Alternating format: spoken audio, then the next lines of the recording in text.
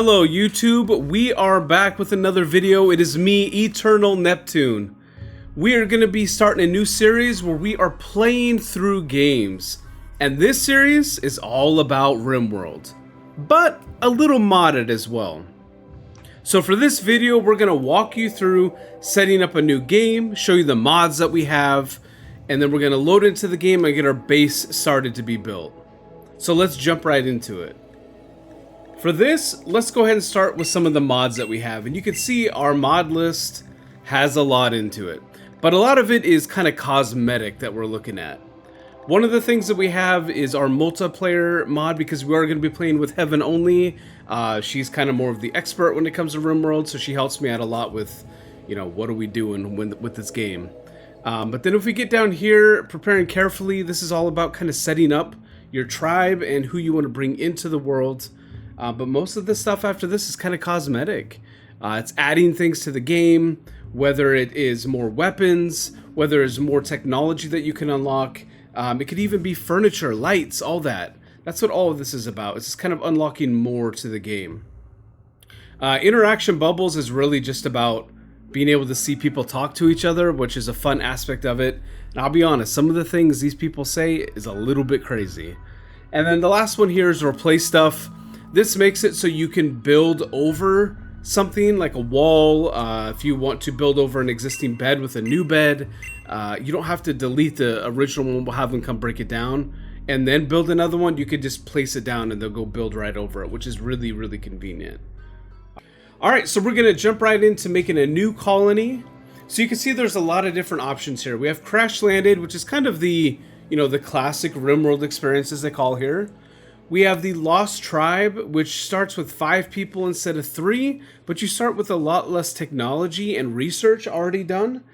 So it's a little bit more difficult, even though you have more people. It is possible to catch up, but you do start with a little bit less, including as simple as like beds and AC and all these things that you're gonna need, depending on where you land your people. Then we have the Rich Explorer. This is only one person, but they come with a lot, as you can see. A lot of silver, which is good for trading, which is probably going to be your primary way of growing. But you start with, random pet, but you also get a lot of steel, a charge rifle. These things you have to really kind of work towards and get, but this person starts with it. And the last one is, go in and probably end up losing the game. It's called Naked Brutality. You start with nothing. So for this, we are going to go with the basic tried and true Crash Landed. Alright, so we have to choose storytellers. Alright, this kind of impacts how the story is going to play out. The first one that we have here is Cassandra. Cassandra creates story events on a classic increasing curve of challenge and tension. She'll push you with dangerous events, then give breathing room, then come back to push once more. Next, we have Phoebe. Phoebe gives lots of time between disasters to build your colony, but beware, at high difficulties, she'll hit as hard as anyone. And last, we got Randy. Randy doesn't follow rules. He'll generate random events, and he doesn't care if they make a story of triumph or utter hopelessness. It's all drama to him. They even give a warning for Randy. Since Randy is truly random, he will sometimes send extremely difficult or unfair groups of events at you. It makes for high drama and unavoidable sacrifices. In Rimworld, your people can die, yes. For this, we're going to go ahead and go with Phoebe. She hits hard, but she gives us a little bit of break. Through here, we have a lot of different options that we can play in. We have Peaceful, Community Builder, Adventure Story, Strive to Survive, Blood and Dust, Losing is Fun, and you can make your own custom. And they all kind of come with different stuff. But for this, we're going to go ahead with Community Builders, kind of the standard, what we call normal playthrough. And then for us, we're going to start with Reload Anytime, because we need to record videos for this, right? We can't die and be done with it and move on. We need to be able to load back in. Alright, so there are a ton of different seeds. You can randomize it, whatever. But then you also choose what your global coverage is going to be. I generally go with 50%. It makes the game run really smooth, but it gives you a very large map to be able to explore, raid other tribes, do trading, all that kind of stuff. And then over here, it's going to tell you all about the different tribes that are going to be in here. You can add new ones or different ones. You can take away some of these. But for this, we're going to go ahead and leave everything as is. Normal, normal, normal. Nothing going on, okay? So this is the map. If we move around, you will see this is only 50% of what you are capable of having on a map. It's crazy. And all these little markers, these are all different tribes that you can be around. And if you take a look at some of these different colors, these are all different biomes that you can load into. And each of them has their own uniqueness to it. And if you take a look here, these here are roads, which makes your people be able to walk faster to get to and from different factions.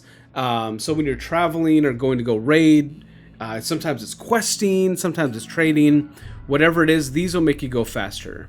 The blue here, as you can tell, is probably all water. It's good to have water around you so you can actually build certain ways of power, which we'll get into later. And then these little icons here, these brown icons, these are mountains, okay, or hills. If you take a look here, this is like very mountainous, which we can look at here, right? Terrain is impassable. But if we come over here to one more like this, it says large hills. This plays a gigantic factor into what you're choosing. So as you can see here at the top, it says we're in the temperament forest. Over here would be the tropical rainforest. This is the tropical swamp. And then if we come over here, we have something like the arid shrubland. Every single one of them has their own perks and own drawbacks. Depending on which one you choose as well, will give you a different type of stone types, as you can see. Some of them are flat like this. Some of them, as we saw, had large hills. Some of them even have small hills, up into the impassable ones. It's really important to take a look here at both the elevation and the average temperature. Here in the arid shrubland, it gets up to 23 degrees Celsius. That's your average temperature. It can get as hot as 34 degrees Celsius. If we come over here and take a look at the tropical rainforest, a little bit higher elevation, but we're not going to get, we're going to get very hot as well. It's tropical rainforest. And in the swamp, we're going to be about the same. But if we come over here, you're going to see in the temperament forest, it really is mild temperatures. Maybe in the winter it gets a little bit cold, but it doesn't get too crazy. The temperament forest, I think, is kind of the standard of loading in. And then up here, you're going to see we even have a forest, which gets very, very cold. All right. Some of the other biomes that we don't ever really choose. We have the sea ice. What are you going to do there? We have the ice sheet. You're not going to have anything. It's just cold all the time. And I believe we have the tundra as well. There we go. For this, we are going to be taking a look probably at a tropical rainforest. The reason I like this is it is hot, but it also stays mild throughout the year. When we are looking to build and, looking to expand and really kind of make a nice base, we like to take a look at some of these mountainous areas. And the reason for that is because if you can build in the mountain, it gives you extra protection. So what I look for when I'm looking at this is this right here, this stone type. There are certain stones that work really well, certain stones that don't. A few other factors that we want to take a look at is who's around us. We want to have places we can trade, right? With some of these different factions. We also want to have people that we can raid. And that's what we take a look at some of these factions here. So if we zoom out, we take a look in here. We have a road that's right by here, so that's really enticing. And we have a big river that goes through. We don't want too much of a river. We want something that we can utilize, but we don't want it to be the entire map. So let's look over here.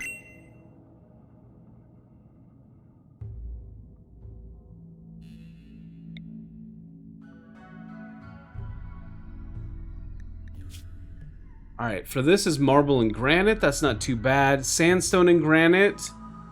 This one is sandstone, limestone, and slate. Some of the key things I like to look for is I like marble a lot because honestly it's just really pretty to look at, and when you build out of it, it looks amazing. I also like granite because it's one of the toughest rocks that you can have when you build with it. So those are some of the things that I like to take a look for. All right, guys, here we go. I think we found what we are looking for. Now, this is considered mountainous, but as you can see in this hexagon, we're going to have a lot that's not covered in the hills. But what we do have is we have a river. We have an opening to be able to get over to this road. We have multiple factions right around us, both probably who we're going to want to trade with, which is these neutral ones. And then we also have some that we are going to go ahead and hopefully down the road destroy. All right, I told you the stone types. Sandstone is one of the first ones that you can build with based on the research, so it's really good to have sandstone. But we also have marble and granite in this one, which is kind of key. So I think this is going to be our winner, our tropical rainforest. Very mild all year, 100% forgeability. This is all really good. Okay, so I told you we had the ability to change all of our people. So let's say we have Cat, Lance, and Jack. These are going to be our people. If we don't like their abilities, what they're good and bad at, you can come down here, and this is one of the mods. You hit prepare carefully, and you were able to pick and choose, change all their stuff around, even change their age, their traits, health, relationships, all of it. And this is one of the things that's fun to do when you've played the game a couple times, to be able to go in and really set yourself up the way you want to. Sometimes it's a challenge.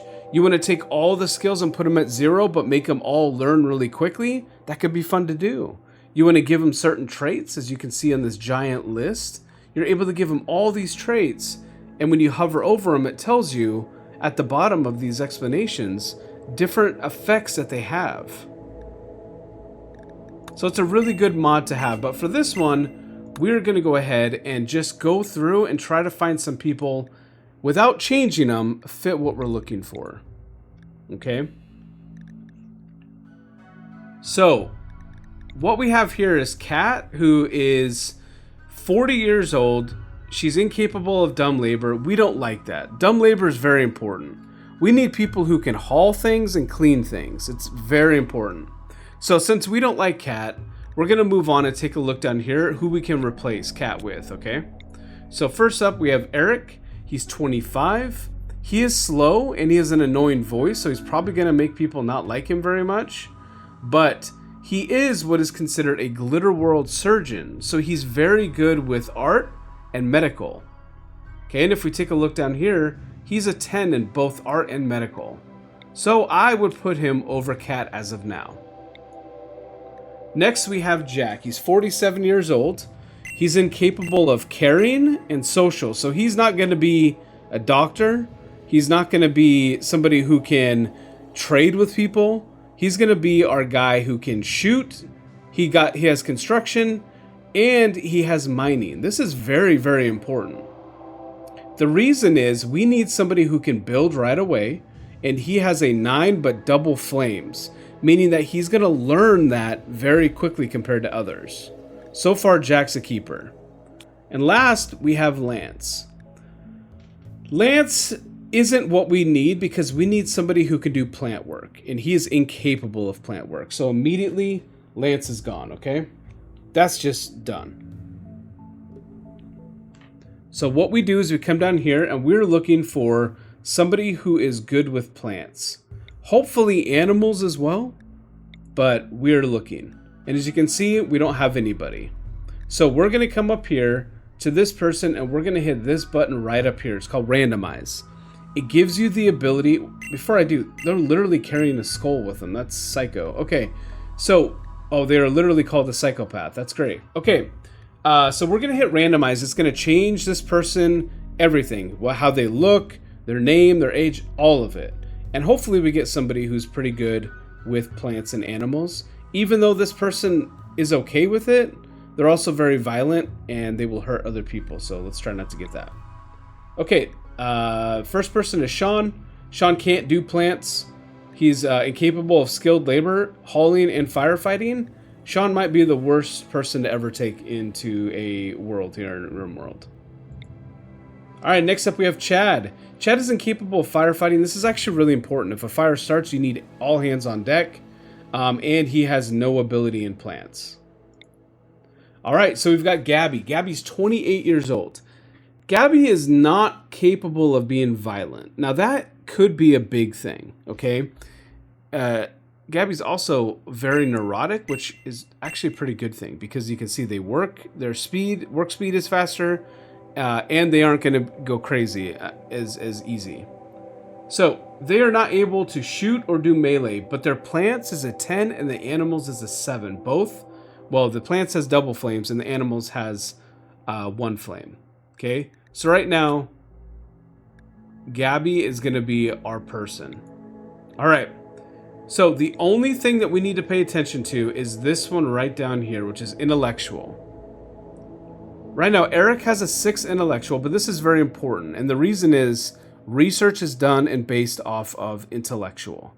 So this is a big one. So all we're going to do now is we're going to go through and we're going to randomize a couple times just to see if we get anybody who fits the bill, because we are missing one area, and this is what I'm going to be looking for, okay?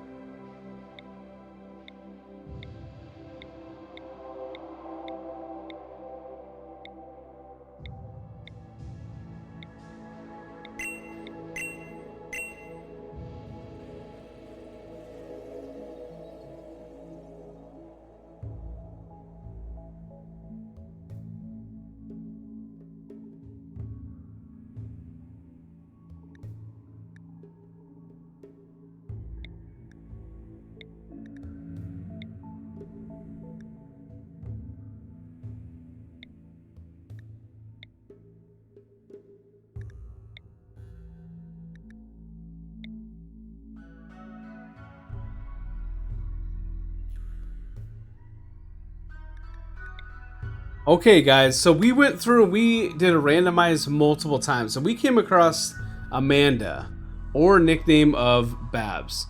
Now, this is interesting because Amanda is only 15 years old. So Amanda's going to be able to be with us for a long time as long as she doesn't get shot in the face, okay? They are considered a shop kid, which gives them a boost in social and intellectual. But Amanda doesn't have a lot going for them. But what Amanda does have is these flames in 3 areas, and mainly these 2 that we definitely need. So Amanda's going to be a project, but I think Amanda's going to be a little bit more fun and challenging than Leon would be. So we're going to give it a shot with Jack, who's going to be our construction and kind of our, hunter, fighting, and mining later on. We have Eric, who's going to be our doctor. He can do art, which is really good because we can sell. He's also going to be capable of learning in cooking, which is really good as well. And he's going to be able to learn in research because he has flames on both. And then we have Babs. Babs might become our secret weapon later on down the road, and we'll have to see how it plays out. So now all we have to do is hit this button right here. Let's get started.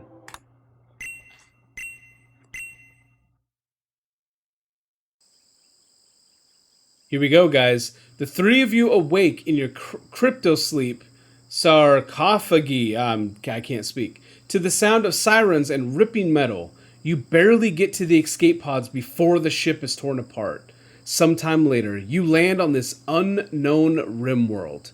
As pieces of the shredded starship fall around you, you start making plans to survive.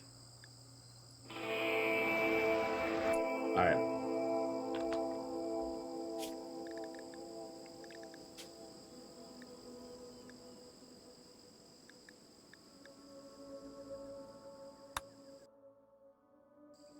Alright, it's up for joining.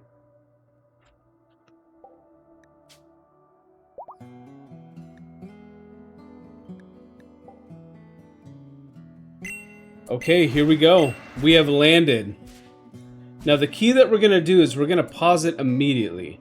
And we are going to zoom out and we are actually going to take a look all around this chunk that we have. As you can see, this is definitely a mountainous area, which is good. That's what we need. Because what we're going to start with is finding out a place for us to actually build a little home. This is very important, okay? If we take a look here, we kind of have two big areas. One right here in the mountains, and one right over here in the mountains. Both of these are very enticing. One of the reasons that we can utilize this is because if we build in here or over here, we're going to be able to utilize this for some of our power later on.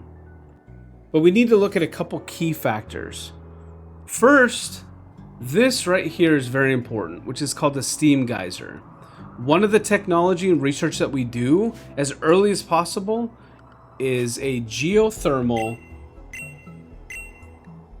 power, okay?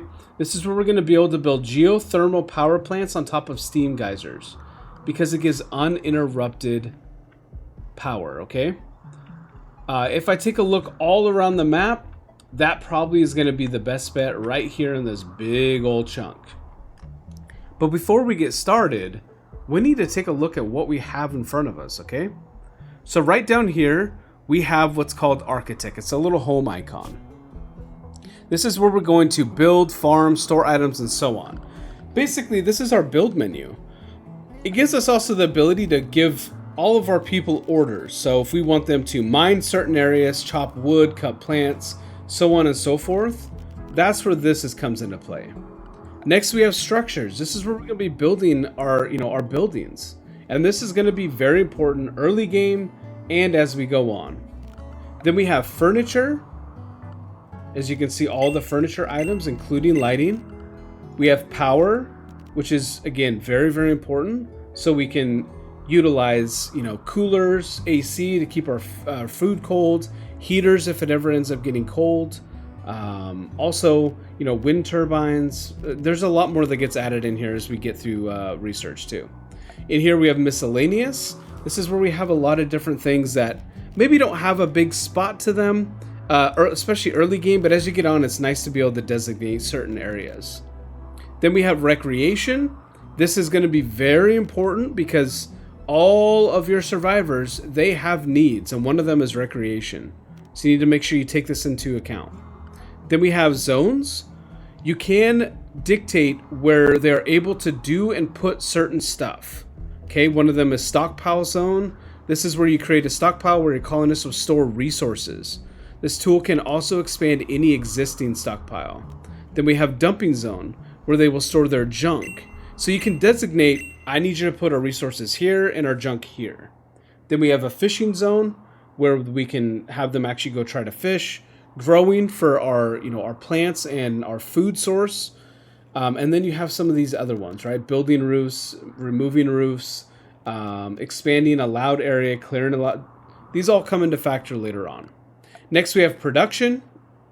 So if you want to, be able to cook meat and meals, you need to make sure that you have a butcher table to butcher animals. And then you need to have a stove to be able to cook the meals. Then we have stone cutters. So as you can see, we're going to be going into the stone. So we want to be able to cut those stones down and make them into stones that we can actually use to build with. Smelters gives you the ability to extract usable metals from slag chunks and other mixed metal items. We have the tailor bench. This is for doing clothes. We also have an electric tailor bench, why power is very important. Research bench, which we talked about a little bit, but that research menu is comes from the research bench. Art bench, making art items, which you can sell and trade. And then we have the crematorium. You need to get rid of corpses. People don't like seeing them. Bad vibes. So you get the crematorium to get rid of the bodies. All right. So that is the architect menu. Then we have the work menu. This is honestly one of the most important menus that you're going to have. You have the ability to dictate, are you able to do something or are you not able to do something? But we don't use this kind of, black and white version, right? Do it or don't do it. We use what's called manual priorities. So this tells you what are you going to do, but also what in the order are you going to do it. For instance, we said Jack is our miner and construction. So we need Jack to focus on construction to start with. So as you can see, priority 1 is done first, priority 4 is done last. So to start with, we make sure that anything that needs to be built, any blueprint that we put down, Jack focuses on construction first. Eric is a surgeon, so we know that when we're taking a look at it, doctor is always going to be number 1, but he's only going to do it when he needs to do it. The other thing is we have art down here, which you can see is highlighted, meaning he has a lot of skill in it, but that's not our focus for him either, because we're not doing art off the top. So for this, we're going to go ahead and do something like give him plant cutting to start with. Even though he's not great at it, they do learn as they do it more and more. And then we have Babs, who we're also going to put on plant cutting because we need to cut down trees. But we're also put on growing as well. So when they are going to be planting and doing it, Babs will be the one learning how to do all that. Next up over here, we have a schedule. This is going to come into play later, so I'm not going to get into it too much, but you can dictate when they do stuff and when they don't do stuff. Okay, so certain times we'll have recreation. Certain times we'll say, when it hits this time, you go to sleep. We have work hours, all of that, which we'll do later on. Next, we have assign. So this is if we want to have them be able to have certain things, okay? Again, this is going to come into play later on, but we have apparel, food, drug, and reading policy as well. This next column is called animals. This is really important because this is going to show you what animals that you actually have as part of your tribe. It's very important because you can see here what their gender is. So if you have a male and female, you know their age, their life stage, kind of is going to tell you like where they're at in their life. Are they going to be passing away soon or whatnot? And then this here is really important. This tells you what skills they have. Because yes, you can train your animals. So for right now, Rem has the ability to, what is this? Gather, I think? Pick up or something like that. And then as we go on, this is called tameness. They're tamed. Then we have here, we can teach them how to guard. We can teach them to attack. We can teach them to rescue people, haul items, so on and so forth, okay? All right, next up, we have wildlife. So this here, what do we have tamed? This here, what is on the map that's not tamed? And every biome has their own wildlife.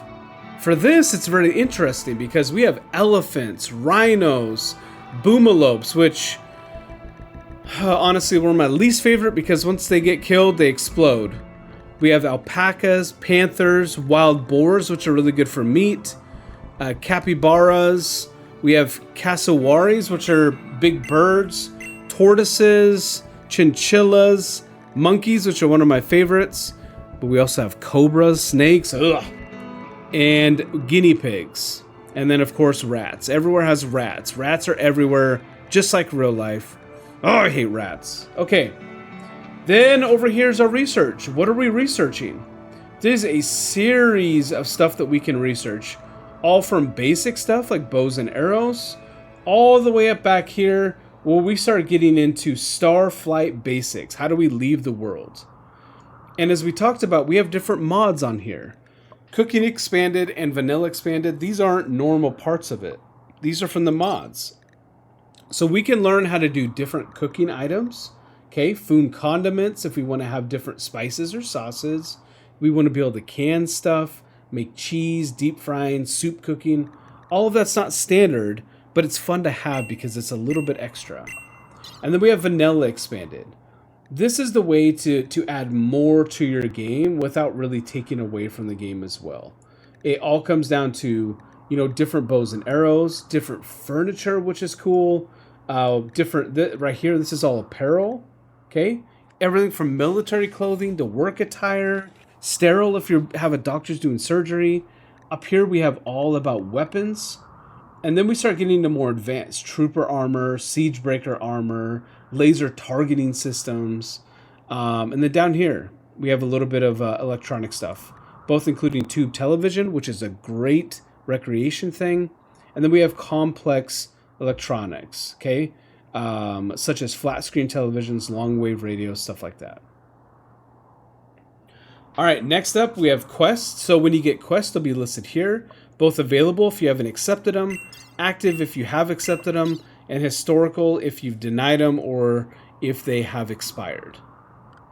Then you can check the world map, of course. So if we wanted to set up a way to, this is our little, you know, house here. If we wanted to set up a way to head over to this base, we would be able to form a caravan, pick our people, animals, resources that we wanted to go with. And then, so we'll come back into our worlds.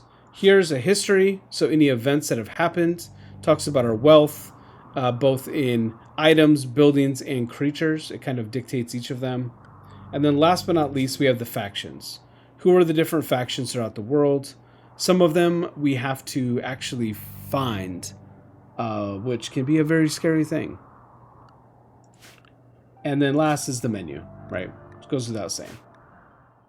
Alright guys, that's going to be it for this video. We wanted to do an in-depth start to the game so you could see the menus, how to pick your people, what it looked like when you landed, right? Look at our people right up here. They're ready to go. They all have their different skills, they got their different tasks. And the next video, we're going to get started on building the base, and I promise you're going to be very surprised on how we do this. So make sure you check that out. And before you leave, give a like to the video, subscribe to the channel, guys. And we'll see you next time.